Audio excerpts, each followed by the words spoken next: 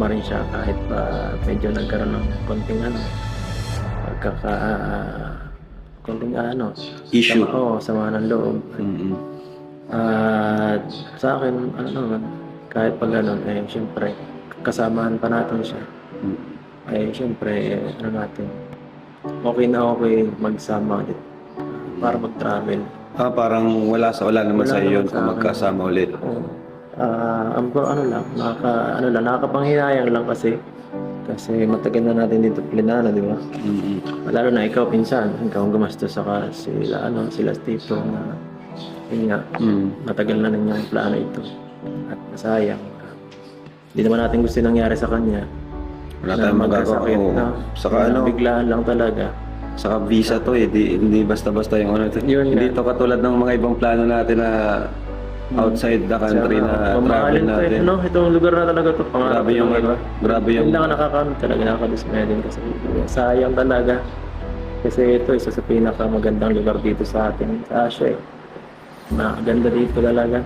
At bihira lang to sa buhay ng tao makapunta sa ganitong lugar At yun sayang lang talaga at di natin siya makasama para yun nga may padama rin sa kanya na kahit sa lahat mangyayari isa pa rin siya sa atin. Siyempre hindi natin siya Wala ka namang sa kanya. Wala ka namang problema sa kanya. problema. Siyempre, kahit man minsan siyempre yung iba kasi baka iniisip niya baka pakaramdam ko kasi parang may ginagaan siya Baka itulong mag-step pa. baka gawa ng mga may ingay na Sa paligid. Hindi naman ganun. Kumbaga, nasa isang pa rin tayo Nasa isang community pa rin tayo. So, di man maiwasan na magkakasama-sama tayo ulit. Sayang din kasi chance na rin sana na magka-usap-usap, di ba? Na tayo-tayo lang, kahit walang camera, kahit makabanding, di ba? Tagal-tagal din yun. Tagal-tagal din na natin dito Tagal-tagal din yung stay natin dito, di ba? Sayang talaga. Balbas natin, magandang araw at isang mapagpalang araw pumuli at dito gagawa naman tayo ulit ng panibagong reaction video patungkol dito So dito kay Kalingap Edu at si Kalingap Rab nung nag-uusap-usap sila dito So ito ay nangyari sa Korea mga balbas natin So ngayon ay ating bigyan ng reaction itong sinabi ni Kalingap Rab na laki ang kanyang panghihinayang nawala si B So sino ba si B? Palamang si Beyonce yun So doon ay sana panghihinayang na sana mapag-usap-usapan ang mga bagay-bagay personal with or without camera mga balbas natin So noon ay tinanong niya itong si Kalingap Edu kung ano ang kanyang naramdaman na wala nga si V dito So yun nga sinagot naman ni Kalingap Edu na dahil sa mga sitwasyon ay hindi talaga pwedeng ipilit dahil nga mayroon naman palang nangyari na hindi talaga dapat kumbaga di ba itutuloy yung pagsama kay B dito sa South Korea o dito sa Korea mabalbas natin. So meron lang tayong clips na babasihan at mamaya gagawin natin ng opinion or reaction. Pero sa lahat ng mga viewers natin, importante ay mag-komento kayo diyan. Mag-like, comment at syempre, 'di ba? Para at sa paano ay mapanood natin, mabasa natin ang inyong mga hinaing opinion kuro-kuro dito. Okay? Sa mga hindi pa nakapag-subscribe, click na po, Naglalambing ang inyong host na click lang naman, 2 thumbs up lang or para ma-subscribe nyo ang aking channel para at least kahit paano ay updated kayo sa ating mga ina-upload na videos. Okay? So, yun po at kunting clips lang po dito sa pag-usap nila Kalingap Rab at si Kalingap Edu. Ito po yun. So, yun mga papers. So, sayang talaga. Kasama sana siya ngayon. Syempre, hindi lang dahil sa sayang yung pag-asikaso natin. Syempre, sayang din kasi yun nga, di natin siya kasama, di natin siya kakabanding, makausap sa mga update sa kanyang buhay, diba? Syempre, alam niyo naman po yung nangyari, diba? Maganda rin sana tong travel na to para makapag-relax siya, makalimutan yung mga problema, mapalayo sa mga toxic. So, yun po nagpapabigay kay V na na budget. Ang alam ko nasa total ng 22,000 po yun. From Anonymous, ayaw niya magpakilala. Yung pong binigay sa akin ni JJ. Ayun po. Paki-PM na lang po si Kalingap JJ kung ano pong gagawin para may balik po namin sa inyo. Pa-PM na lang po si Kalingap JJ. Yun ay supposed to be budget dapat ni Biancy. Yun si Eds. Minsan, kumusta? Ako, minsan, medyo... Kumusta yung mo? Yung Ninibago experience. Nanilib ako sa weather dito. Experience dito. Sabi kasi nila, di na daw malamig, Kaya nga eh. Sabi na sa amin. Kaya nga, grabe. kasi sa atin. Sabi na sa amin. Kaya nga, grabe. kasi sa atin, sobrang init na. Sobrang lamig. Gusto lamig pa sa bagyo eh. Kasi sobrang init na sa atin, di ba? Tapos Hindi dito kaya. biglang ganito. So, ayun, masaya ka naman Insan kasi nakasama ka ngayon dito sa South Korea. Ikaw lang pati. Tayo lang, unti lang natin, Yun, masaya pa rin naman kahit yan.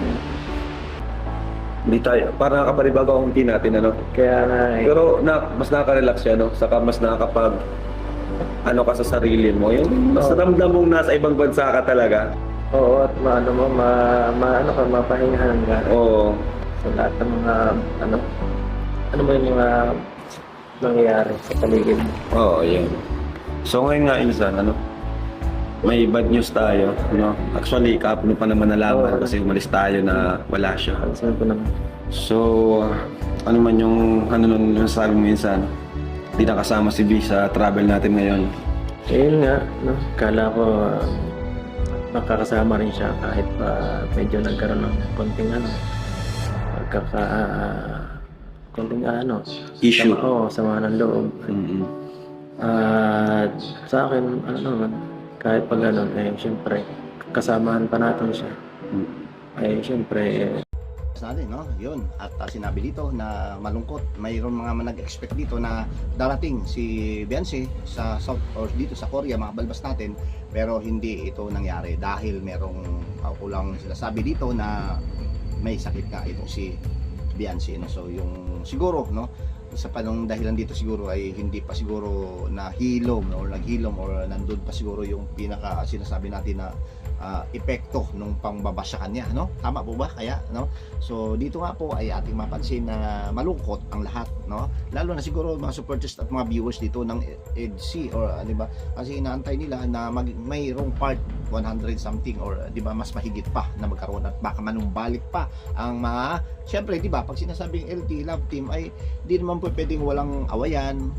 Natural yan, normal yan bilang isang love team, mga balbas natin. So, dito nga nangyari ay may mga issue na gano'n ganyan pero naayos naman ni Kalinga Prab ito mga balbas natin. So ito nga ay inaasahan din ng mga viewers natin pero hindi lang talaga nagtagumpay dahil hindi nga nakasama ang ating or ang si babae, si girl dito mga balbas natin. So ano man ang dahilan ay sa kanila na yun at ang sabi nga naman ni Kalinga Prab ay syempre, di ba, kung ganito ang sitwasyon ni B, ay hindi na natin pwedeng ipilit pa, So, maraming mga dahilan, siguro, hindi lang natin siguro inalam at hindi naman ibig sabihin na, di ba, dahil hindi mo pwedeng ipilit pag may sakit talaga, mabalbas natin, So, opinion, kuro-kuro, komento, Yan po, yung pinaka-importante dyan, magkomento kayo dyan. Ano ba ang sa palagay nyo? Bakit nga ba hindi nakasama? Kasi merong iba na nagsasabi na kaya siguro hindi sumama dahil pinigila or something like na kasi kung ating pansinin sa video clips ng ibang vlogger nandun si Bisa or hindi natin nakikita talaga siya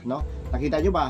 Ako hindi ko nakita nung may nag-vlog na isang charity vlogger na nakalagay doon na sama daw sila sa South Korea o sa Korea pero yun lang pa ay thumbnail clickbait lamang so yun lang naman sa atin sa akin lang ay sayang at na dismaya hindi naman siguro na dismaya or di ba parang nabigo ang mga viewers, supporters at syempre mga sponsors dito dahil may mga allowance na pala ito si B na halagang ganito ay paano na lang yun ibabalik kaya ito yung pera syempre malamang ibabalik siguro yan siguro mabalap sa atin at dito nga po ay napakaganda ng sinabi ni Kalinga Pedro dito patungkol at kay Kalinga Prab na nanghinayang talaga sila as in di ba ating makikita sa mga mukha nila pag bumukha nila ay nakikita natin yung lungkot kanilang naramdaman mga balpas natin so yun lang naman po ating mixing video sa ngayon at wala naman tayo so far na kasi itatravel pa sila hanggang ngayon ay nandun pa rin sila so update ay hanap tayo nung mamaya ay baka mayroon tayo makakalap na impormasyon at makitang latest ay